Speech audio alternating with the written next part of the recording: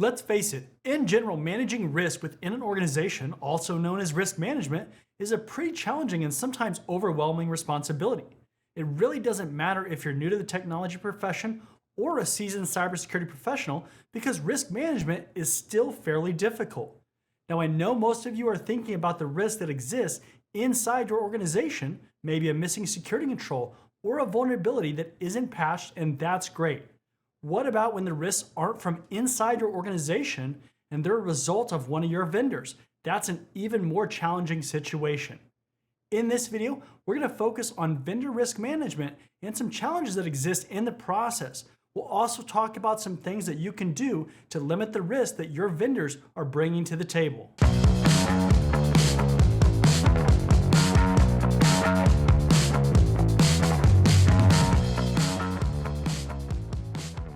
Before we dive too deep, let's take a step back and talk about risk in general. So if you're newer to the risk game, risk exists in every area of a business. There's technology risk, there's financial risk, political risk, business risk, compliance risk, and all kinds of other risks that you have to account for in your organization. Most of you watching this video are primarily concerned with technology risk, so that's the area that we're going to focus on for this video, but I just want to make sure that you're aware that's not the only type of risk that exists. Think about an organization that you might have seen or worked for and consider all the processes, security controls, and measures that are put into place. You might have policies that state how users can access internal technologies, maybe account review processes to make sure that people don't have too much access, and a variety of other controls. For compliance standards like ISO 27001, SOC 2, and others, you have to go through an audit process which evaluates how you've implemented the controls, and the auditor determines if there's risk that exists. Most companies go through this kind of process, especially if they're concerned with security, but not every company does. Now, the company that you work for probably didn't create every piece of technology or software that you use. For example, your company probably didn't create your chat software or your vulnerability scanning software or your CRM software. You probably bought it from a software vendor. In some companies, these third-party companies, we also call them vendors, are granted access into your environment, whether they host the software in their data centers or you might host it and the third-party vendor has access to that. Of course, the other option is that you self-host the entire system without the vendor having access, but that doesn't mean that all the risk for your vendor to create that software is automatically eliminated. I want you to think about the exact same steps that your company goes through for the risk management and auditing process, and you should expect your vendors to go through this too. Now, it might be starting to become more obvious that you have to track the risks that your vendors have in a similar way to how you track things for your own company. The whole process of tracking your vendors is something we call vendor risk management. Sometimes you might also hear it called third-party risk management or supplier risk management, but basically it's all the same idea. If you research or use any of the major compliance standards like ISO 27001, NIST RMF, SOC 2, or many others that are out there, you're going to see a component that requires you to properly analyze your vendors before you actually use them and throughout that life cycle while you're still using them. Okay, so now that we know more about vendor risk management, let's dive deeper into some of the challenges that exist. Over my career, especially as a consultant, you tend to work with companies of all different sizes. Some are small startups, and others might be massive Fortune 500 or larger companies.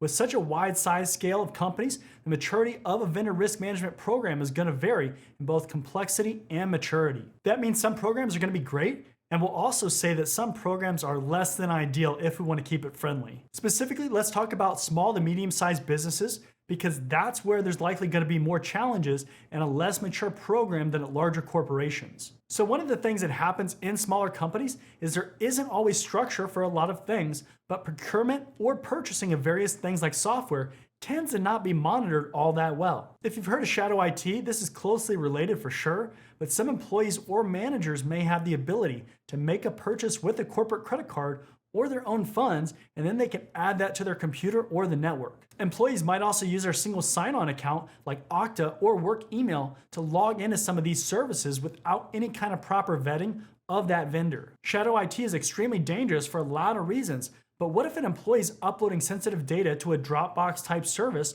where that vendor can remote into a computer that's running their plugin? Those are serious things, and we need to know about those services to keep track of it, just like you would with an asset inventory system for all your computers. You also might not allow certain companies or companies from certain countries to be used by your employees. How would you know about these issues unless an employee actually told you? I've literally been in organizations where these random applications exist that nobody knew about because an employee could just go purchase things. The ability to discover this stuff is fairly challenging if you just try to do it with scripts or something a little less sophisticated. Also, as your company grows, this problem gets worse and worse because you're probably building up the amount of shadow services that you have in your environment. The next challenge you can face with vendor risk management is to perform a security review of your vendors. This could be as simple as reviewing the vendor's audit reports like SOC 2 and ISO 27001, or as detailed as interviews and audits of your actual vendor. You need to be doing this annually, so every year, so not only do you have to track this completion date, but you also need to understand the risk associated with that vendor to your organization and the types of data that are stored there, because that directly impacts the risk level. For example, if a vendor is providing a payroll service for you, that might be a critical system so employees can get paid, where an activity tracker system, on the other hand, like Trello, might not be a big deal for you. A data classification policy can help with identifying different types of data in your organization and how sensitive they are. And if you don't have one of these policies, create one because you're gonna need it. Along with that review, there should also be a process to look at the contract with vendors to make sure that things haven't drastically changed. Remember, it's not just about expiring contracts, because you might have service level agreements or SLAs or something where you actually have to evaluate that vendor's performance. The amount of time required to do this review might be minimal, or it might be heavily involved depending on your process. The main point here, though, is that if your process is really difficult to organize and complete, you either won't do it or you won't do a good job at it, and that's very risky as your organization grows. Okay, now I want to show you something as far as how companies are doing this if they don't have a very mature process. So on Google here, we're going to search for vendor risk management tracker spreadsheet. And I'm just going to scroll down here. And there is this first one from CISA or CISA, which is a government organization here in the United States. So let's open up that one. So as you can see, right away when I open this up, there is a ton of text in here. If we make this a little bit bigger, you can start to see that there's all kinds of different questions and information that has to be collected or provided. This is super difficult to organize this and track this and create some kind of correlation between all of this data for your organization. I mean, seriously, look at all of this information that you have to collect. That is so much information and data. Speaking of vendor risk management and third-party risk, this has me thinking about today's video sponsor. What if I told you there's a way to significantly decrease the time that you spend on vendor security?